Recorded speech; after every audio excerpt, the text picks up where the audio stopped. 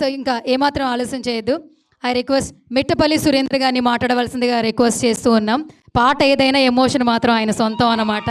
So అమ్మ పాట అయినా ఎమోషన్ పాట అయినా మొన్న రాంబాయ్ రాజు వెట్స్ రాంబాయ్ ఒక ఫుల్ వైరల్ అయిపోయింది. సో ఐ రిక్వెస్ట్ సురేంద్ర గారిని మాట్లాడవలసిందిగా రిక్వెస్ట్ చేస్తూ ఉన్నాం. అందరికీ నమస్కారం. మీకే అందరికీ నమస్కారం. Thank you. నాగరాజు తమ్ముడిని బ్లెస్ చేయడానికి ఇక్కడికి వచ్చిన చిన్న శ్రీశైలం యాదవ్ అన్నకి, వేదిక ముందున్న మీ అందరికీ, ఎలక్ట్రానిక్ మీడియా వాళ్ళకి, డిజిటల్ మీడియా మిత్రులకి, స్నేహితులకి, తమ్ముని ఆత్మీయులకి, ఆప్తులకి, అందరికీ నాగరాజు తమ్ముని తరపున కృతజ్ఞతలు తెలియజేస్తున్నాం. నేను యాక్చువల్గా ఇది అయిపోయేంత వరదాకా ఉండాలి, కానీ నాకు కోల్డ్ ప్రాబ్లం ఉన్నది. నేను ఉండడానికి ముందే అగ్రిమెంట్ చేసి వచ్చిన కాబట్టి నేను ముందు మాట్లాడుతున్నా. ఎవరు వేదిక మీద ఉన్న వాళ్ళు ఏమనుకోవద్దు, నా చివరికి వచ్చి ముందు మాట్లాడండి. నాగరాజు తమ్ముడు నాకు 20 ఏళ్ల క్రితం పరిచయం. నాగరాజు తమ్ముని గురించి చాలామందికి తెలియదు. నాగరాజు అనే అనిత పాట నాగరాజు అనే పేరు వల్ల G24 అని ఒక ఛానల్ నిలబడ్డా తెలుసా మీకు? త్రినాథ్ పంపన అనే ఒక తమ్ముడు ఎక్కడో ఉద్యోగం చేసుకుంటాడు, ప్రైవేట్ పాటలతోని కూడా డైలర్ టోన్స్ పెట్టవచ్చు, సంపాదించవచ్చు అని మొట్టమొదటిసారి బిజినెస్ ప్రపంచానికి చాటి చెప్పిండు, డైలర్ టోన్ ప్రపంచానికి. నాగరాజు రెండో రికార్డ్ అది. మూడో రికార్డ్ ఏంటంటే, ఒక పాటను బేస్ చేసుకొని ఒక సినిమా ఎప్పుడు రాలేదు. నాగరాజు జీవిత కథను బేస్ చేసుకొని, ఆయన ఎక్కడో కనబడకుండా కూర్చొని రాసిన పాటను బేస్ చేసుకొని, ఎక్కడో పుట్టిన చరణ్ రాజు తమిళనాడులో పుట్టిన, కర్ణాటకలో పుట్టిన, తమిళనాడులో పెరిగిన ఇక్కడికి వచ్చి G24లో అప్పుడు ఎంప్లాయీ ఉండే గిరి అన్న ఫోన్ చేసి చరణ్ రాజు గారితో మాట్లాడితే వచ్చి ఆయన నాగరాజు తమ్ముని పట్టుకొని సినిమా చేసిండు. అంతడుపులో మన అనిత పాట నాగరాజు అనే పేరుని ఎవ్వరూ నిర్మాణం చేయలేదు. ఈవెన్ నేను కూడా, వాడు ఏదో ప్రేమతో నా గురించి చెప్తాడు కానీ నేను కూడా నాగరాజు తమ్మునికి ఏం చేయలేదు. నాగరాజు తమ్ముడు నాగరాజు నిర్మాణాన్ని నాగరాజే చేసుకున్నాడు. ఎట్లా చేసుకున్నాడు చెప్తాను నేను మీకు. మాకున్న ఇమేజ్ సోషల్ ఇమేజ్. మేము రాస్తే ఉరుకు, తుపాకి పట్టు, నరుకు, సంపు, కొరుకు, సింపు అంటే చూస్తారు కానీ మేము కనుక ఒక అమ్మాయి గురించి భగ్న హృదయంతో మేము రాస్తే అప్పుడు చూసి అంత సీన్ లేదు మాకు. పట్టి తన్నుతారు. తెలంగాణ ఉద్యమం నడుస్తుంది, నక్సలిజం వైపు నుంచి వచ్చిన వాళ్ళం, మమ్మల్ని కొడతారు. అప్పుడు నాగరాజు మా ఇంటికి పాట పట్టుకొని వచ్చినప్పుడు చెప్పిన, ఈ పాట వల్ల నీకు వస్తే ప్రపంచ ప్రఖ్యాతి వస్తుందిరా, లేకపోతే ఇప్పుడు నువ్వు పార్ట్ 1, పార్ట్ 2, పార్ట్ 3 తీస్తాను కానీ తీసింది కానీ అప్పుడే నేను పార్టులు విడదీస్తారు తమ్ముడు అని చెప్పిన. కానీ వాళ్ళు పార్టులు ఎవరు విడదీయలే కానీ తమ్ముడు పార్ట్ 3 దాకా వచ్చిండు. పార్ట్ 10 కాదు 100 దాకా పోవాలని మొన్ననే చెప్పిన.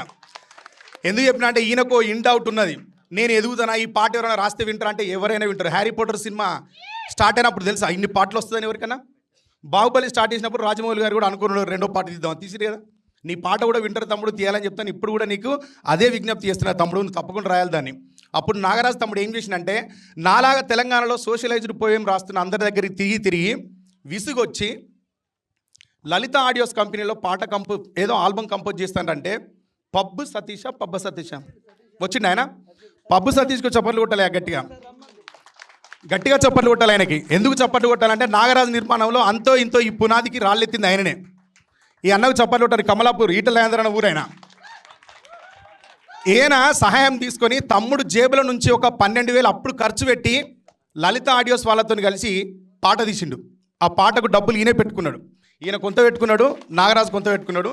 స్వశక్తితోని పైకి వచ్చిన వాళ్ళలో ఎవరైనా ఉంటే నాకు తెలిసి ఫోక్ రంగంలో తమ్ముడు వచ్చిండు. ఇంకా బాగా రావాలని కోరుకుంటున్నా. వీనికి ఎంత మోమాట ఉండే అంటే, పాట రిలీజ్ అయింది, పారిపోయిండు. ఎక్కడ చదువుకుంటాడు? కొత్తగూడెం దగ్గర ఉన్న పాల్వంచలో చదువుకుంటాడు తమ్ముడప్పుడు. G24లో పాట విచ్చలవిడిగా ప్లే అవుతుంది. ఎక్కడ చూడు ఈయన గురించి మాట్లాడతారు. ఆ పాట ప్లే అవుతున్న రోజు, అది బాగా వైరల్ అయిన రోజు, దాని గురించి 2 స్టేట్లు బలంగా మాట్లాడుకుంటున్న రోజు, నాగరాజు అని కలవరిస్తున్న రోజు, నేను అబద్ధం ఎట్లుంటుందో కూడా చూసిన తమ్ముని వల్ల. అబద్ధం కూడా ఎట్లా ఉంటుందో చూసిన, తనది కానీ ప్రతిభని తనది అని ఎట్లా చెప్పుకుంటారో కూడా చూసిన. నాగరాజు అనిత పాట వినిపించి ఎక్కడనో ఆ ఊరి పేరు పాల్వంచలో ఉన్నాడు. G24 ఛానల్లో ఒక 10 మంది ఉండొచ్చు మీ రచయితలు అని ఉన్నారా? వాటర్ ఇవ్వమ్మ. ఒక 10 మంది రచయితలు వచ్చి కూర్చున్నారు. అప్పుడు G24 వాళ్ళు ఒక నంబర్ వేస్తారు దాని మీద. నేను ఉప్పల్లో పాండు గౌడ్ అని ఒక అన్న ఇంట్లో ఉన్నా. ఈ తమ్మునికి ఫోన్ చేసిన 1133 ఫోన్లో 1100 ఫోన్లో అప్పుడు మాయి నాగరాజు ఎక్కడున్నావు అని అడిగినా. రాజు గజగజ అనుకుతాడు. అన్న సంపేశ్వరేమో అన్న ఎవడన్నా వచ్చి అనిత లేదు పాడలేదన్న, నాకు ఏందన్న ఏదో ఊహత్య రాసుకున్నా అన్న, ఇదేందన్న టీవీలో వీడియోడు అనిత పాట తాను కనిపించగా తన అమర ప్రేమను వినిపిస్తున్న గాయకుడు అని చెప్తారు, రచయిత అని చెప్తారు, నాకు భయం అవుతుంది అన్న అన్నాడు. నేను ఫోన్ చేసి చెప్పిన, తమ్ముడు నువ్వు భయపడకు, నువ్వు అస్సలే భయపడకు, నీకోసం నేను ఉంటా, నీ దగ్గరికి మనిషిని పంపిస్తా, నీ దగ్గరికి ఛానల్ వాళ్ళని పంపిస్తా, నువ్వు పాల్వంచ నుంచి హైదరాబాద్కి వచ్చి ఇంటర్వ్యూ ఇవ్వాలి తమ్ముడు అని చెప్పిన. నేను అస్సలే రానన్నా అన్నాడు. ఫోన్ స్విచ్ ఆఫ్ చేసిండు. కొద్దిసేపటికి వీనికి ఏమనిపించిందో మళ్ళీ ఫోన్ చేసి అన్నా నేను వస్తా అన్నా అన్నాడు. వెంటనే G24 వాళ్ళకు ఆ డిస్ప్లే అవుతున్న నెంబర్కి కాల్ చేసి చెప్పిన, నాగరాజు అనేవాడు మీరు టీవీలో చూపెడుతున్నవాడు కాదు, మీ దగ్గర ఉన్నాడు కాదండి, ఒరిజినల్ నాగరాజు నా దగ్గర ఉన్నాడు, నాగరాజు చచ్చిపోలేదు బతికే ఉన్నాడు, ఆయన ఒక చోట ఉన్నాడు, మీరు ఎవరిని పంపిస్తారు అని అడిగిన. మేము పంపిస్తామన్నా, మీరు చెప్తే పంపిస్తామన్నారు. నాకు నమ్మకం ఎవరో చెప్పండి వాళ్ళ నెంబర్ ఇయ్యండి నంబర్ ఇచ్చిండు. నంబర్ ఇస్తే పాల్వంచకు మాట్లాడి ఖమ్మం స్టాప్ దగ్గర నుంచి వెళ్ళి తమ్ముని దగ్గరకు ఒక కారు పంపించిన. తీరే టైం కారు పోయినాక వీడు భయపడి జాక్కుంటాడు. బతిమాలి ఒప్పించి కారు ఎక్కించి ఇక్కడికి తెప్పించినాక G24 వాళ్ళు ఈ తమ్ముని పెట్టి ఆ రోజు మొత్తం కేవలం నాగరాజు పాట మీదనే డిస్కషన్ నడిచింది. నాకు తెలిసి ఏ ఛానల్ నడవలేదు, ఏ ఛానల్ కూడా ఆ రోజు నడవలేదు, ఓన్లీ నాగరాజు మీదనే డిస్కషన్ నడిచింది స్టేట్ అంతా. అప్పుడు ఉమ్మడి యునైటెడ్ స్టేట్. దాంట్లో ఈ తమ్ముని కూర్చుని పెట్టి అని అడుగుతాడు, అనిత ఉన్నదా లేదా అని అడుగుతారు వాళ్ళు. మరి ఇప్పుడు నేను కూడా అడుగుతాను, అనిత ఉన్నదా లేదా ఇప్పటికన్నా. అప్పుడు చెప్తా, అప్పుడు ఇట్లనే ఇప్పుడు ఇక్కడ 10 కెమెరాలు ఉన్నాయి తమ్ముని ముందు, అప్పుడు ఒక 2 కెమెరాలు ఉంటాయి ఇక్కడ. తమ్ముడు ఎదురుగా ఉంటాడు, నేను నాగరాజుకి ఎదురుగా కూర్చొని ఉంటా, మధ్యలో టేబుల్ ఉంటుంది, యాంకర్ క్వశ్చన్ చేస్తా అంటాడు, ఈడు అడుగుతా అంటాడు అనిత ఉన్నదా లేదా అని అడుగుతారు, ఏం చెప్పాలి అని. అనిత లేదురా అని చెప్పిన. లేదు అనేటంటే లేదు అని చెప్తాడు. దెన్ వెంటనే నేను ఏం క్వశ్చన్ ఇస్తాను, మరి అనిత ఎవరు అని అడుగుతాడు. అప్పుడు బ్రేక్. అనిత ఎవరు అంటే ప్రపంచం అంతా స్తంభించిపోయి చూస్తూ ఉంటుంది, బ్రేక్ వేస్తారు. బ్రేక్ వేసి తమ్మునికి మాకు ఛాయలిచ్చి కూర్చుని పెడతారు. ఏం చెప్పాలన్న వాళ్ళు ఇప్పుడు అనిత అంటే అంటాడు.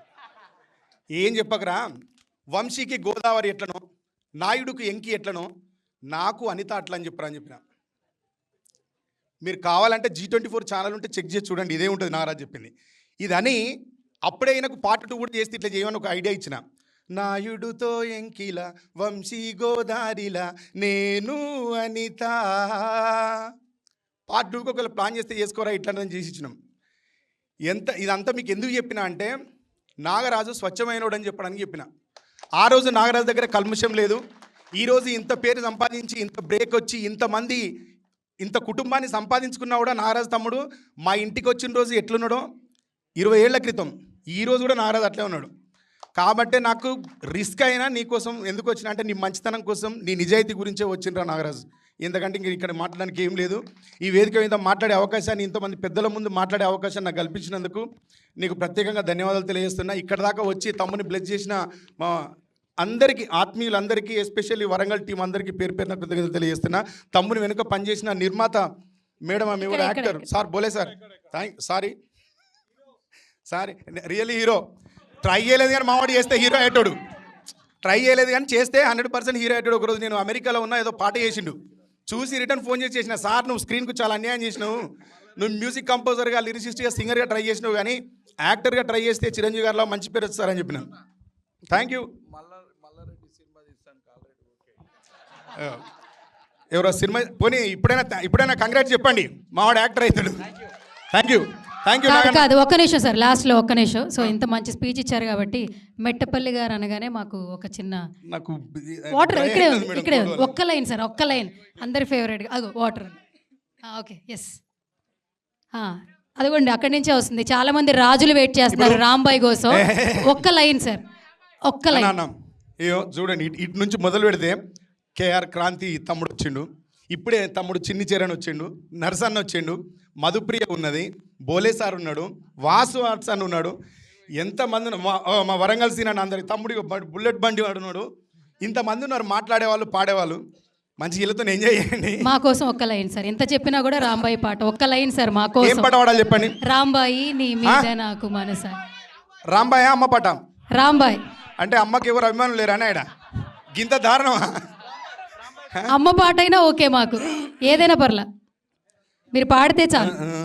రాజ్య ఓకే, బోలే సార్ పాడుతాడండి. ఫస్ట్ కంపోజ్ చేసింది ఆయననే పాట. సరే, అమ్మ పాట అనగానే సురేందర్ ఎంత గొప్పోడంటే చాలా అద్భుతం రచయిత అంటానికి సురేందర్ మిట్టపల్లి అందరికీ ఆదర్శమే. నంది అవార్డు గ్రహీత నా శిష్యుడు.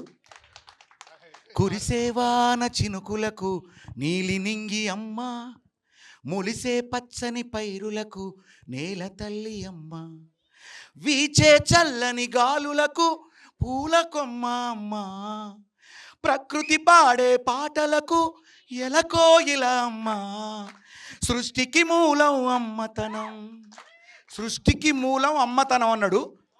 సృష్టించలేనిది అమ్మ గుణం, అమ్మ పాడే జోల పాట. ఇప్పుడు కొట్టండి చప్పట్లు. అమృతాని కన్నా తీయనంట. ఎవడు ఈ రైటరు? అమ్మ కూడా. నింగి జాబిలి చూపించి గోటితో బుగ్గలు గిల్లేసి ఉగ్గును పట్టి ఊయలలూపే అమ్మ లాలనా, ఊపిరి పోసే నూరేళ్ళ నిండు దీవేనా. నువ్వు పాడితే ఏం కిక్ ఉంటుందా? నువ్వు రాసిన పాట నేను పాడితే కిక్ ఉంటుంది. Thank you sir, thank you, thank you. నింగిని తాకే మేడలకు పునాది రాయి అమ్మ, అందం పొందిన ప్రతిశిలకు ఉలిగాయం అమ్మ, చీకటి చెరిపే వెన్నెలకు జాబిల్లి అమ్మ, లోకం చూపే కన్నులకు కంటి పాప అమ్మ, అమ్మంటే అనురాగ జీవని, అమ్మంటే అనురాగ జీవని. లాస్ట్కి ఏమన్నాడు తెలుసా? అమ్మ పేరే సంజీవని. అందుకే ఈ పాట ఎప్పటికీ బతికి ఉంటుంది. నేను బిగ్ బాస్లో పోయినప్పుడు అమ్మ గురించి పాట పాడినప్పుడు అందరూ ఉప్పొంగిర్రు, కానీ నీ పాట నేను ఎప్పుడు గుండెలో పెట్టుకున్నా. గొప్ప పాట చేసినావు Surender. Thank you, thank you అండి. అందరు రుణపడి ఉన్నారు నీకు ఈ పాటకు. Okay, thank you. ఇప్పుడు నువ్వు ఆడపాడతావు, పాడవు ఇక నువ్వు. Thank you. ఎందుకంటే గంట సేపటి నుంచి నువ్వు ఊకే ఇదే చిన్న కరెక్షన్ చెప్పాలి, చిన్న కరెక్షన్ చెప్పాలి. నేను ఇంకో విషయం చెప్తా అందరికీ ఇదే సభలో. ఇక్కడ మాట పోయింది ఒకటి చెప్తున్నా. నేను ఎవరికి శిష్యుని కాదు, దేవని. ఈయనని బోలే సార్ని నేను కానీ మల్లికన కానీ గురువు అని పిలిచేదైనా, గురువు అని పిలితే నాకు గురువు అంటే నాకు ఏదో విద్య నేర్పిన గురువు కాదు. నేను శ్రీశైలంలో మల్లానెట్లో తెలంగాణలో సురేంద్ర అనే కవి కూడా అంతే, స్వయంభు. నాకు ఎవరి దగ్గర నేను శిష్యరికం చేయలేదు, నాకు ఎవరైనా నేర్పిన గురువు అని మేము ఇద్దరం పిలుస్తాం. మల్లికన పిలుస్తా, నేను పిలుస్తా, కుడి ఎడమ అని అట్లా పనిచేసినాం కాబట్టి పిలుస్తా. కానీ గురువు అంటే నాకు విద్య నేర్పిన గురువు కాదు. ఇది గుర్తుపెట్టుకోండి, పొరపాటు అయిద్దని చెప్తున్నా. అంతే. గురువు అంటే విద్య నేర్పిన గురువు కాదు, అన్నం పెట్టిన అమ్మ నేను. అది చెప్పు. మీరు ఆగుతలేరు కదా, మీరు ఆగుతలేరు కదా. నేనే కాదు మల్లికన్నా నేను ఇద్దరం ఇక్కడే ఉంటుండే. మాకోసం డైవర్ట్ అయ్యేది ఏం లేదు. మాకోసం మమ్మల్ని బాగా చూసుకున్న అమ్మ లాంటిడే. దీనిలో ఏం తప్పు లేదు, దీనిలో ఏం దాపరికం కూడా లేదు. Thank you.